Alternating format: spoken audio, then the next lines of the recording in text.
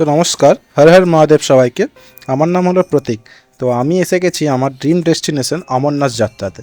তো আমার অমরনাথ যাত্রাতে অংশ হয়েছে যা আপনাদের কাছে আমি শেয়ার করতে চাই, যাতে আপনিও যদি কোনো দিন নেক্সট টাইম অমরনাথ যাত্রা আসেন, যাতে আপনাদের সুবিধা হয় আমার ভিডিওটা দেখে।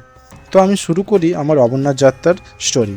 অমরনাথ যাত্রার স্টোরি বলার আগে আপনাদেরকে একটা কথা বলতে চাই। আমি ফার্স্ট টাইম অমরনাথ আসি। আমার অমরনাথে আসার জন্য আমি 3 বছর ধরে ট্রাই করেছিলাম। এই ফার্স্ট টাইম আমি আমার ট্রাইটা সম্পূর্ণ করতে পেরেছি। কিন্তু আপনাদেরকে একটা কথা বলবো, চেষ্টা কোনোদিন ছাড়বেন না। বাবা নিশ্চয়ই ডাকবে, কিন্তু বাবা ডাকার আগে আপনাদেরকে চেষ্টা করে যেতে হবে। তো আমি চেষ্টা করে গেছিলাম এবং চেষ্টাটা আমার সাকসেসফুল হয়েছে 2026-এ এসে।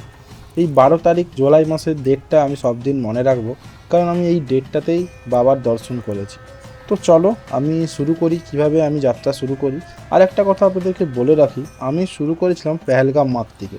তো পেহেলগাম মাঠের একটা স্টোরি আছে যেটা আপনাদেরকে বলতে পারি, চলো শুরু।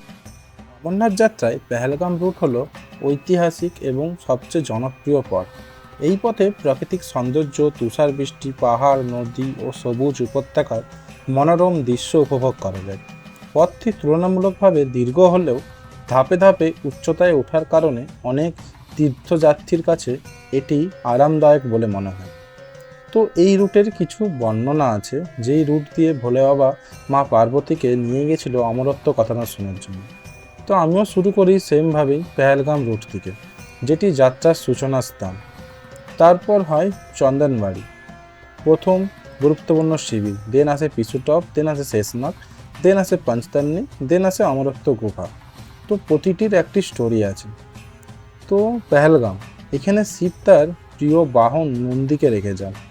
দেন আসে চন্দনবাড়ি, এখানে তিনি মাথার চাঁদ ত্যাগ করেন।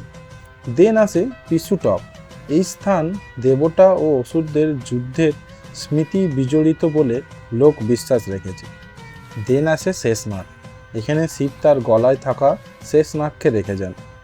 এখনও মান্যতা আছে কি আর্মিরা ওই শেষনাগ এখনও পর্যন্ত দেখতে পায় ওই ঝিলে। দেন আসে মহা গণেশ পর্বত, এখানে তিনি পঞ্চভূত এবং জাগরিত আশঙ্কিত প্রতীককে ত্যাগ করে বলে বিশ্বাস করা হয়, বা বাবা গণেশকেও রেখে যায়। দেন আসে পঞ্চতান্নি, এখানে তিনি 5টি মৌলিক তত্ত্বকে ত্যাগ করে বলে প্রচলিত আছে। দেন আসে পঞ্চতান্নির পর 5 কিলোমিটার চলার পর আসে গুফা, যেখানে তিনি পার্বতীকে অমরত্ব শোনানোর জন্য নিয়ে গেছিলেন।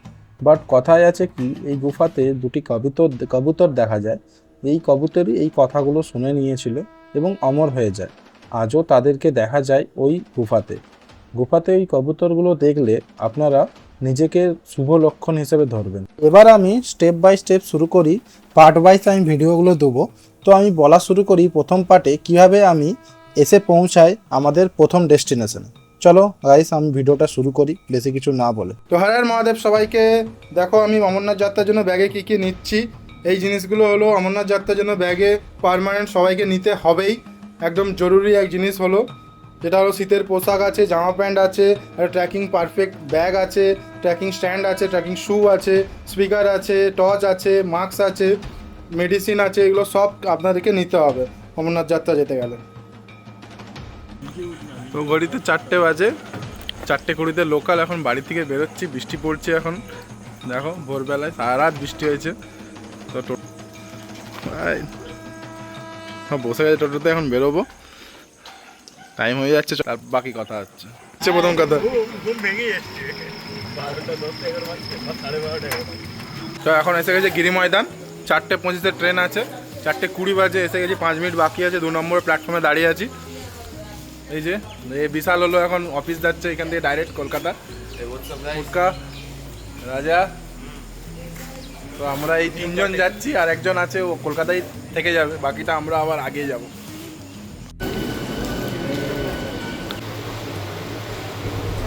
তো খড়গপুর থেকে এখন চিংড়িঘাটা এসে গেছি আমার রুমে।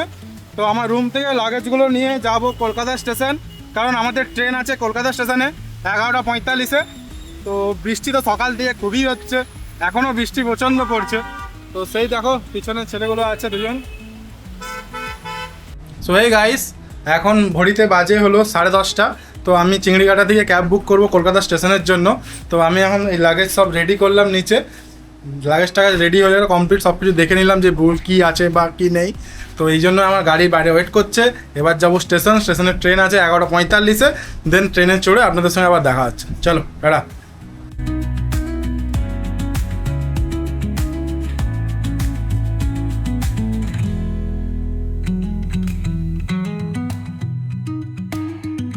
তো বেরিয়ে পড়লাম এবার ক্যাব করে কলকাতা স্টেশনের জন্য। তো এখান থেকে কলকাতা স্টেশন সময় লাগবে 40 থেকে 45 minute.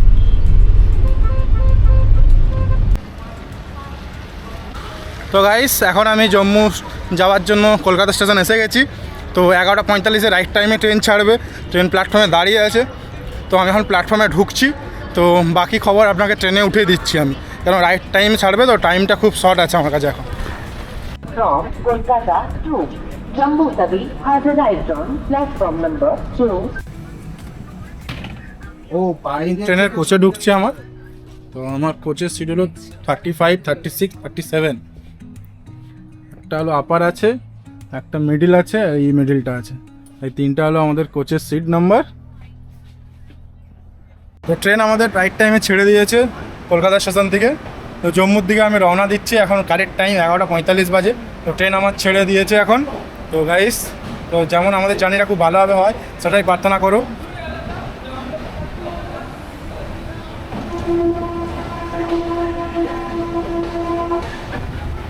Into the box, referee says no foul. Egypt's ball. তো আজ হলো ওয়ার্ল্ড কাপে আর্জেন্টিনার ম্যাচ আছে, যেটা হলো কোয়ার্টার 16 ম্যাচ। তো ট্রেনে আছি বলে কি ম্যাচ দেখবো না? তো ট্রেনের থেকেও ম্যাচ দেখছি এখন, দেখো। They have pressure within, they have pressure back home, but it's about going there and playing with freedom and তো ম্যাচ ইম্পর্টেন্ট আছে বলো। hope for a better start than তো আমি এখন জম্মু তাবিতে নেমে গেছি। ট্রেন আমার পুরো কারেক্ট টাইম 8:50 নামিয়ে দিয়েছে জম্মু তাবিতে। তো জার্নি খুবই সুন্দর হলো, 2.5 দিনের।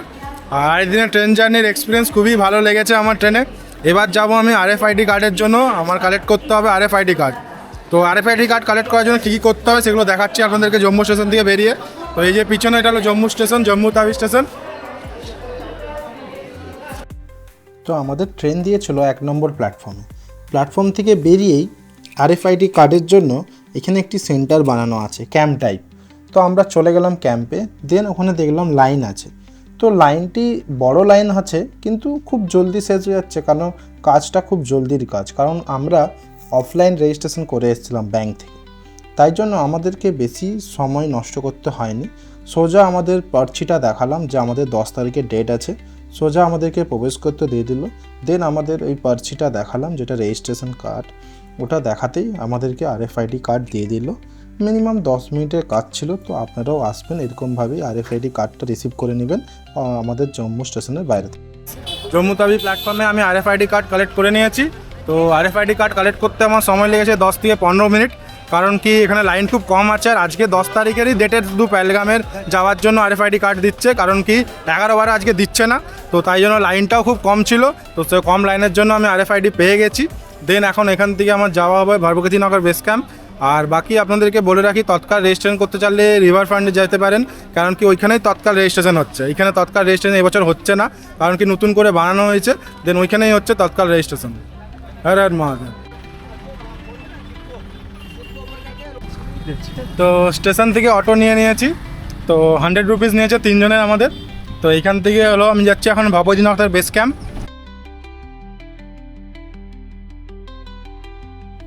জম্মু স্টেশন থেকে 3 কিলোমিটার ধরেই এই রিভার ফ্রন্টটা আছে, যেখানে আমাদের নতুন রেজিস্ট্রেশন যারা করতে চায়, তৎকাল রেজিস্ট্রেশন, তারা এই জায়গাটাই করতে পারবে। দেখুন রাস্তার ওই পারে সাদা রঙের টেন্ট দেওয়া জায়গাটা করা আছে, এটাই হলো রিভার ফ্রন্টের সেই জায়গা যেখানে আপনারা নতুন রেজিস্ট্রেশন অ্যাপ্লাই করতে পারেন। তো আমি এসে যাই ভারবুকেতিনগর বেস ক্যাম্পে। এখানে অনেক নিয়মকানুন ছিল, তো আমি কিছুই জানতাম না। তো অ্যাকশন ক্যামেরা নিয়ে প্রবেশ করতে যাই, তো পুলিশ আমাকে বাধা দেয়। তো সেই আপনাদেরকে বলে দিই ক্যামেরা আনবেন না। তো এই চেকিং পয়েন্ট থেকে ঢোকে আপনারা এইখান দিয়ে এন্ট্রি করবেন। দেখুন এখানে লেখা আছে মেল এন্ট্রি, আর এর পিছন দিকে আছে ফিমেল এন্ট্রি। দেন এন্ট্রি করার পর কী কী করতে হয় সেটা জানে নিন। প্রথমে আসবেন, লাগেজটা রাখবেন। এখানে দেখতে পাচ্ছেন টিনের সেটটা আছে, এই টিনের সেটের কাছে লাইন দিয়ে বাসের টিকিটটাকে কেটে নেবেন, যেটা আপনাদের পরের দিন সকালবেলায় ছাড়বে, হয় বালটাল নাহলে পেহেলগাম। তো বাসের টিকিটের প্রাইস আমাকে দেখতে পাচ্ছেন ডিসপ্লেতে, আপনাদেরকে দিয়ে দিলাম পেহেলগাম রুটের জন্য, কারণ কি আমি পেহেলগাম রুট দিয়ে গিয়েছিলাম। দেন এসে যায় আমাদের রুম। এই যে লাইনটায় ট্রেনটা দেখতে পাচ্ছেন এই পিছন দিকে, এইখানেই আছে আমাদের হল রুমের কাউন্টার। যেই হল রুমের কাউন্টারে আপনারা লাইন দিতে হবে, দেন 50 টাকা পার পার্সন করে এসি হল রুম আপনারা পেয়ে যাবেন। এবার বেরিয়ে পড়ি একটু ঘুরতে বাইরের দিকে। দেখি এই ক্যাম্পের মধ্যেই পার্কিং আছে আমাদের বালটাল পেহেলগামের। দেন দেখি এখানে একটি বাজার আছে, যেখানে সব জিনিসপত্র পাওয়া যাচ্ছে, খাবার জিনিস কিনতে পাওয়া যাচ্ছে। দেন পাওয়া যাচ্ছে আমাদের শীতের পোশাক, সব কিছুই পাওয়া যাচ্ছে। আর আছে এখানে বড় লাঙ্গার, যেটা হলো বা আমাদের বেস ক্যাম্পেরই লাঙ্গার। তো এখানে আমরা দুপুরবেলায় খাওয়া দাওয়াটা করে নিলাম, দেন আমরা ফ্রেশ হয়ে গেলাম। তো গাইস, আমি আছি জম্মু তাবিতে, এখন হচ্ছে পার্কিংয়ে। এইখানে বাস খুঁজতে, কারণ কি আমার বাসের সিরিয়াল নাম্বার হলো P11, যেটা হলো পেহেলগাম রুটের বাস। তো এই জন্য P11 বাস খোঁজার জন্য আমি এসে গেছি পেহেলগাম রুটের পার্কিংয়ে। আর বালটা রুটের পার্কিংটা আগে পড়ে, পেহেলগাম রুটের পার্কিংটা হলো পিছনে পড়ে। তো সেই জন্য আপনাদেরকেও দেখাচ্ছি, আপনারাও আসবেন, এসে বাসটা আপনাদেরকে দেখে নিতে হবে যে কোথায় দাঁড়িয়ে আছে সিরিয়ালটা।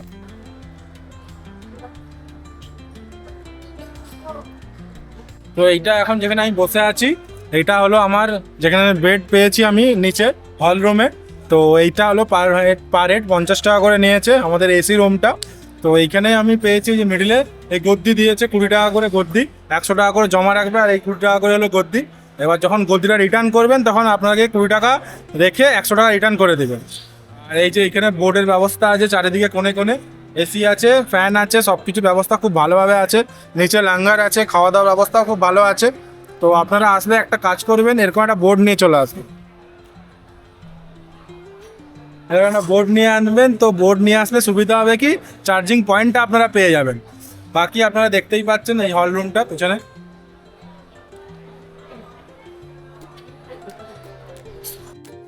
রাতের বেলায় বেরিয়ে পড়ি আবার লাঙ্গারের খাবার খেতে, কারণ কি রাতের বেলায় খাবারটা খেয়ে দিয়ে একটু রেস্ট করে আবার বেরিয়ে যেতে হবে।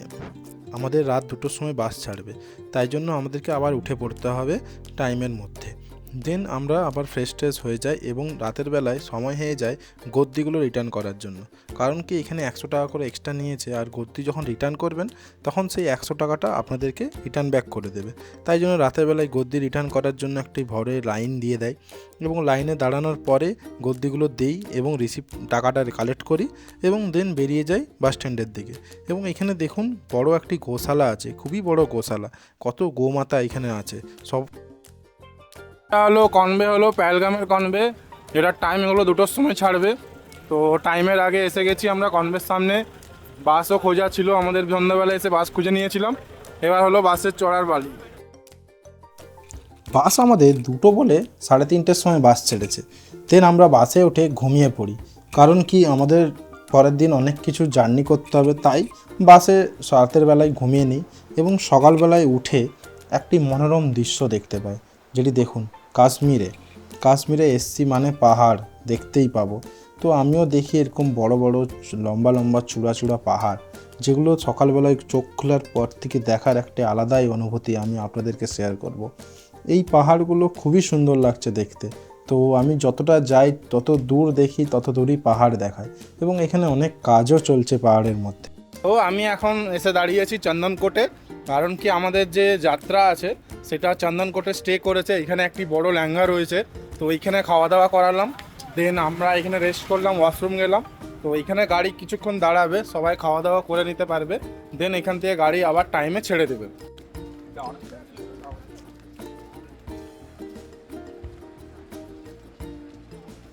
তো চন্দনকোটে দাঁড়িয়ে আছি এখন। চন্দনকোটে আমার ল্যাঙ্গার খাওয়া হয়ে গেছে। তো দেন এখান থেকে আমি বেরিয়ে যাব আবার আগের দিকে, কেন আমাদের যাত্রা ছাড়বে। তো সবাইকে একটাই কথা বলবো, নিজেদের বাসটা কোথায় দাঁড়িয়ে আছে সেটা ভালোভাবে দেখে নিও, কারণ এখানে অনেক বাস তো পরপর দাঁড়িয়ে থাকে, তো খুঁজতে খুব অসুবিধা হবে, ওরা খুব টাইমে বাসটা ছেড়ে দেয়। তো আপনাদেরকেও বলবো টাইমে বাসটা খুঁজে নিও এবং দেন খাওয়া দাওয়াটা করে এসে বাসে চড়ে যাও।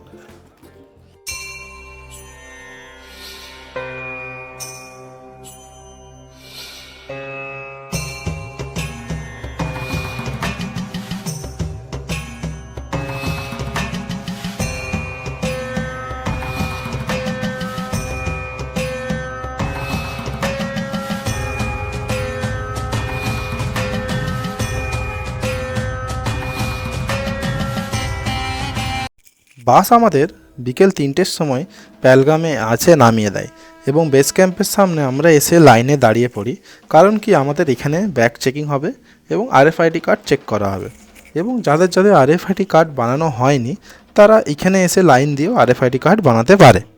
তো সেই প্রসেসটা এখানেই আছে, দেখুন পাশের যে লাইনটা, এই লাইনটা আরএফআইডি কার্ডের জন্য দাঁড়িয়ে আছে সবাই। তো আমরা এখানেই আজকের দিনে স্টে করব। তো আমরা বেস ক্যাম্পে রুম নেইনি, আমরা নিয়েছিলাম একটু বেস ক্যাম্পের বাইরে প্রাইভেট রুম নিয়েছিলাম আরামসে রেস্ট করার জন্য। তো সেই জন্য রুমে গিয়ে রেস্ট করে আমরা চলে যাচ্ছি লাঙ্গার। তো হর হর মহাদেব। তো এখন আমরা যাচ্ছি পেহেলগামে লঙ্গরের সেবা খেতে। তো আমরা উপরে এই যে দেখতে পাচ্ছ, এই উপরে আমরা রুম নিয়েছি 500 টাকা পার পারসন। তো আমরা এই রুমেই আমরা এখন স্টে করেছি। আর এখন স্নান টান করে ফ্রেশ হয়ে আমি যাচ্ছি যেখানে পেহেলগামে খাওয়াবে সেই জায়গাটায় যাচ্ছি। প্রথম এপিসোডে আমি পেহেলগাম অবধি দেখালাম, দেন আমাদের সেকেন্ড এপিসোড থাকবে আমাদের চন্দনবাড়ি টু আমাদের হলো গুফা। এই এপিসোডটা একটু বড় থাকবে সেকেন্ড এপিসোডটা, বাট ওখানেই আমি দেখাবো চন্দনবাড়ি থেকে গুফা আমি 3 দিনের মধ্যে কিভাবে পৌঁছে যাচ্ছি। তো গাইস কেমন লাগলো আমার প্রথম এপিসোডটি জানিও। তো নেক্সট ভিডিওর জন্য ওয়েট করো, 1 সপ্তাহের মধ্যে আমি নেক্সট ভিডিও আপলোড করব। তো গাইস হর হর মহাদেব, সবাইকে টাটা, বাই বাই।